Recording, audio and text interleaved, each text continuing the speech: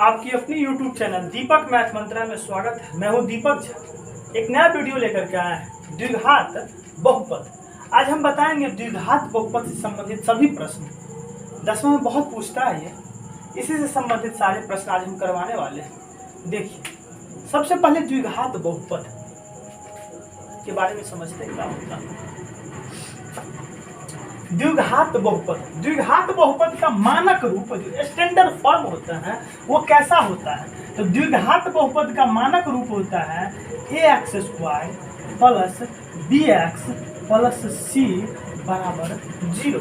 इस प्रकार से होती है द्विघात बहुपद। देखिए नाम लिखा हुआ यहाँ पे, द्विघात बहुपद मतलब अगर कोई बहुपद है जिसमें पद कितना भी है उससे मतलब नहीं है, पद कितना भी है उससे मतलब नहीं, लेकिन सबसे अधिक पावर 2 होना चाहिए। सबसे अधिक पावर मतलब सबसे अधिक घात जो है वो 2 होना चाहिए। जैसा कि देखिए यहाँ पे लगा हुआ x², ये x² लगा हुआ, सबसे अधिक पावर कितना होनी चाहिए? 2 होनी चाहिए। ये जो यहाँ पे a है वो a जो है ना वो x² का गुणांक है। a यहाँ पे कोई अंक रहेगा, a x² का गुणांक है, b x का गुणांक है, b जो है यहाँ पे अपने लोग का वो x का गुणांक है, और c जो है वो अचर पद है, c अचर पद है, c अचर पद है। तो द्विघात बहुपद में क्या होता है? तो द्विघात बहुपद में अपने लोग सबसे पहले क्या करेंगे? गुणनखंड निकालेंगे। तो द्विघात बहुपद में सबसे अधिक घात कितनी? द्विघात बहुपद में सबसे अधिक घात अगर 2 होगा तभी ये द्विघात बहुपद होगा। सबसे अधिक घात कितनी होनी चाहिए? 2 होनी चाहिए, तब ये द्विघात बहुपद होगा। द्विघात बहुपद में शून्यकों की संख्या भी 2 होता है।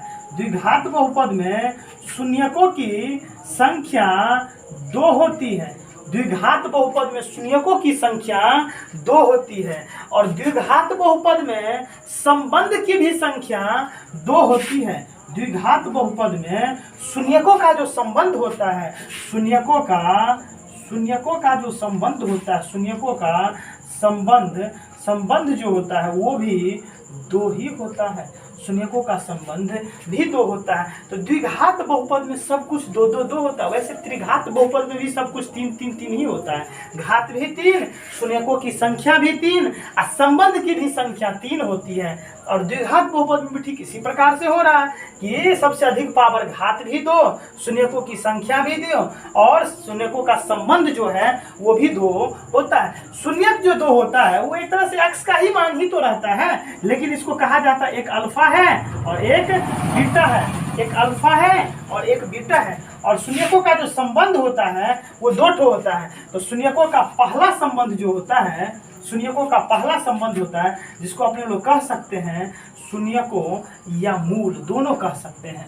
शून्यकों या मूलों का योगफल, शून्यकों या मूलों का योग, शून्यकों या मूलों का योग, जिसे कहा जाता है अल्फा प्लस बीटा। जिसे क्या कहा जाता है?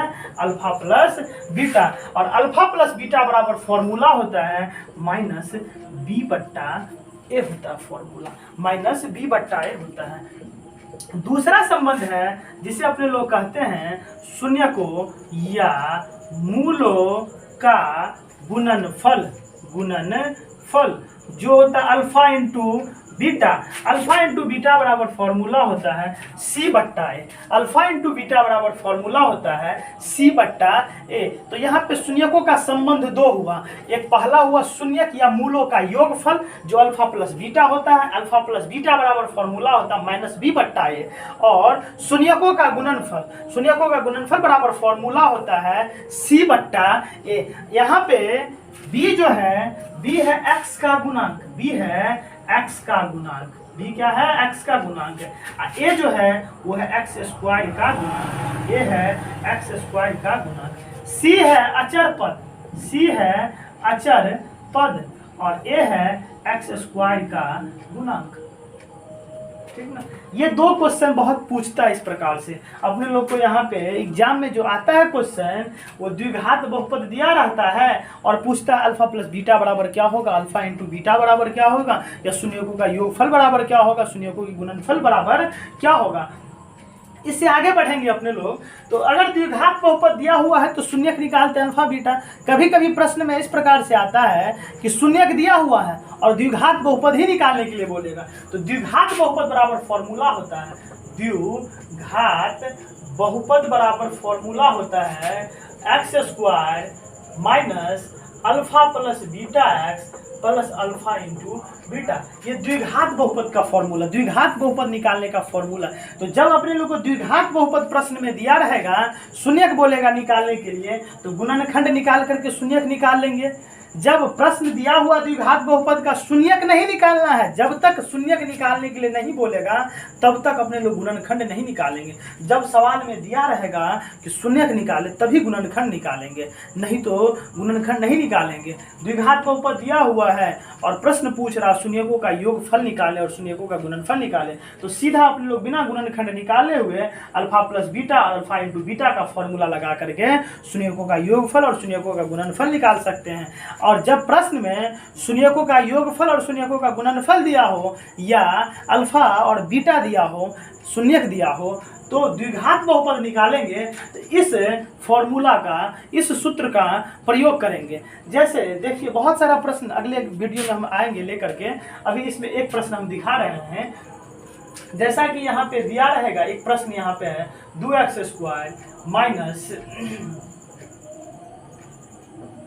2x square minus x minus 1, इसका अपने लोग गुणनखंड निकालते हैं। गुणनखंड निकाल कर इसका शून्यक निकालते हैं। कैसे निकालेंगे देखिए, 10 दूना 20, 20 का ऐसा टुकड़ा करना है कि 1 आ जाए, तो 2x स्क्वायर 20 का ऐसा टुकड़ा करना जो 1 आ जाए, 5 और 4 होगा, 5x प्लस 4x माइनस 10, 2 इधर हो गया और 2 इधर हो गया, तो यहाँ पे होगा 2 गुने x, 5 गुने x, क्या क्या मिला, x मिला, x बाहर कर देंगे, क्या बचा 2x और क्या बचा 5। यहाँ तक का तो काम हो चुका है। अब यहाँ पे क्या है, जोड़, तो जोड़, 5 का में 10 कितने बार में, 2 बार में।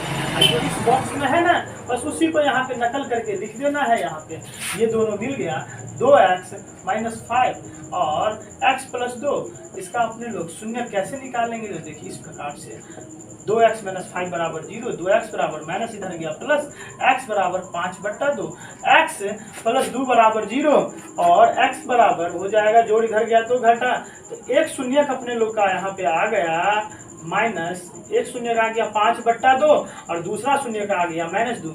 ये जो 2 शून्यक निकाले हैं, इसमें एक है अल्फा का मान और एक है बीटा का मान। तो जब सवाल में ये दिया रहेगा द्विघात बहुपद दिया रहेगा, शून्यक बोलेगा निकालने के लिए, तो ये निकालेंगे। और कभी कभी प्रश्न में शून्यक ही दिया रहता है, द्विघात बहुपद निकालने के लिए पूछ देता है, द्विघात बहुपद निकालने के लिए कहा जाता है, तो इस फॉर्मूला का प्रयोग करके अपने लोग द्विघात बहुपद निकाल लेंगे।